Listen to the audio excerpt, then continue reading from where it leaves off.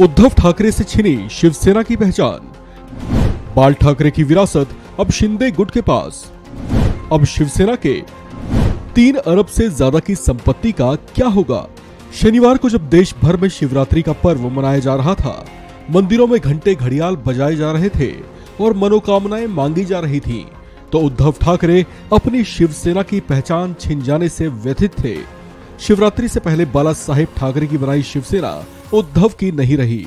चुनाव आयोग के आदेशों के मुताबिक अब से शिवसेना और उसके पार्टी सिंबल धनुष बाण पर एकनाथ शिंदे गुट का अधिकार हो गया है।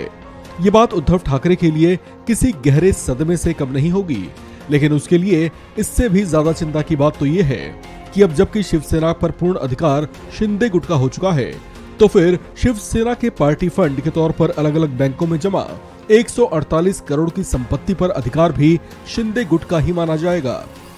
मीडिया रिपोर्ट्स की माने तो शिवसेना के पास वर्तमान में 186 करोड़ की अचल संपत्तियां हैं, जबकि उनके पास 148.46 करोड़ का फिक्स डिपॉजिट भी है। लिहाजा पार्टी और पार्टी सिंबल गया सो गया। इसके साथ पार्टी की इतनी बड़ी संपत्ति से भी उद्धव ठाकरे हाथ धो बैठे हैं। इतना ही नहीं, उद्धव ठाकरे का परिवार जिस आलीशान घर में रहता है, जिसे मातोश्री के नाम से जाना जाता है, उस मातोश्री के एक तल पर भी शिवसेना अपना अधिकार जमा सकती है।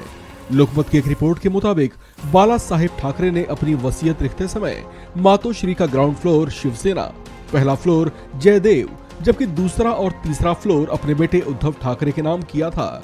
ऐसे में उद्धव ठाकरे के जरिए से मातोश्री के एक हिस्से पर भी संकट के बादल हैं।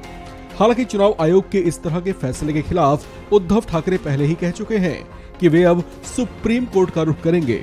हालांकि सुनने में यह भी आ रहा है कि उनके नजदीकियों और सलाह देने वालों ने उन्हें चुनाव आयोग का फैसला स्वीकार करने और एक नई शुरुआत करने की सलाह दी है। उद्धव अब आगे क्या ऐसा ही करने वाले हैं, इसे लेकर उनकी ओर से फिलहाल कोई आधिकारिक बयान तो नहीं आया। हालांकि इस बीच एनसीपी सुप्रीमो शरद पवार ने अपने एक बयान में कहा है कि उद्धव ठाकरे को पार्टी सिंबल तीर कमान गंवा देने से उनकी राजनीति पर इसका कोई असर नहीं होगा, क्योंकि जनता उनके साथ है और उनके नए चिन्ह को भी स्वीकार करेगी। आपको बता दें कि उद्धव ठाकरे से पार्टी का सिंबल छिन जाने के बाद से ही महाराष्ट्र के राजनीतिक गलियारों में इस पर खूब चर्चा और बयानबाजियां हो रही हैं। खासतौर से बीजेपी के नेता उद्धव ठाकरे को निशाने पर लिए हुए हैं। उधर सांसद नवनीत राणा ने भी उन पर तंज कसा है। गौरतलब है कि शिवसेना की स्थापना उद्धव ठाकरे के पिता बाल ठाकरे ने की थी। अपने जीते जी वे कभी सक्रिय राजनीति में नहीं उतरे थे।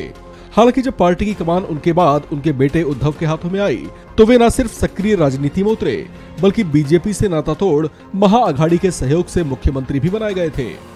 इस खबर में फिलहाल इतना ही। बाकी अपडेट्स के लिए बने रहिए वन इंडिया हिंदी के साथ।